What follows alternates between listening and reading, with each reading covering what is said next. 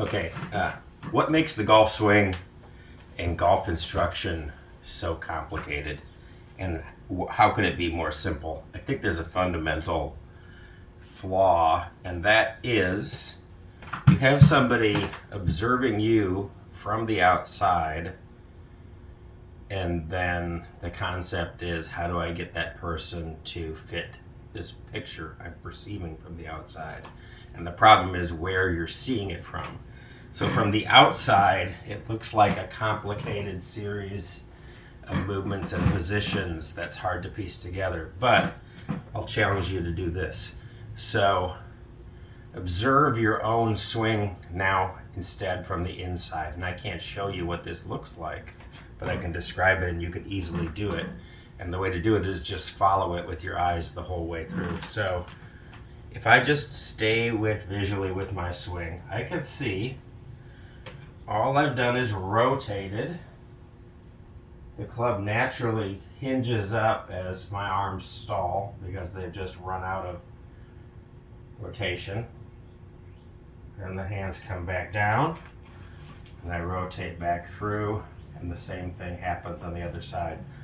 So the whole motion is really just driven by a little shift of weight, rotation, shift back, rotation through.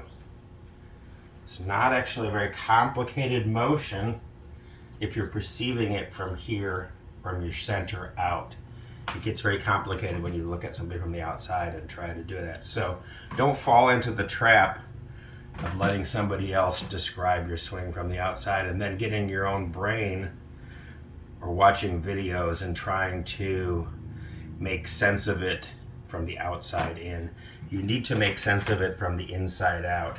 So that is both a sense of its shape, which is really just to rotate this upper body structure, let it hinge, rotate your upper body structure through, let it hinge again, and then to add a little bit more power, there's just a timing element, which is back, forward, and through.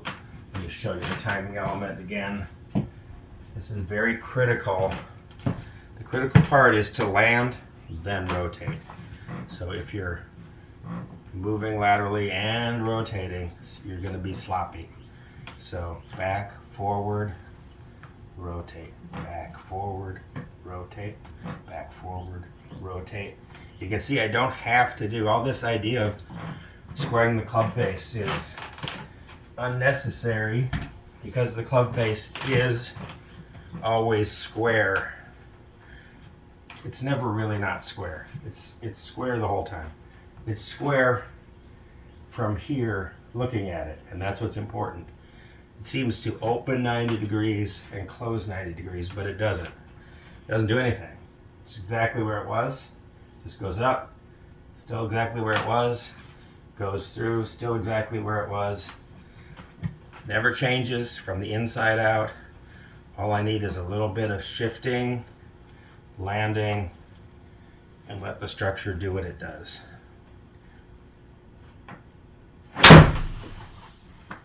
That's a pretty, oh, we didn't get one. I'll try again.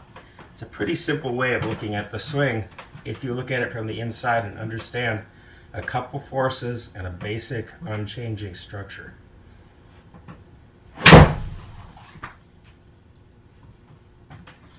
And there's a pretty decent one.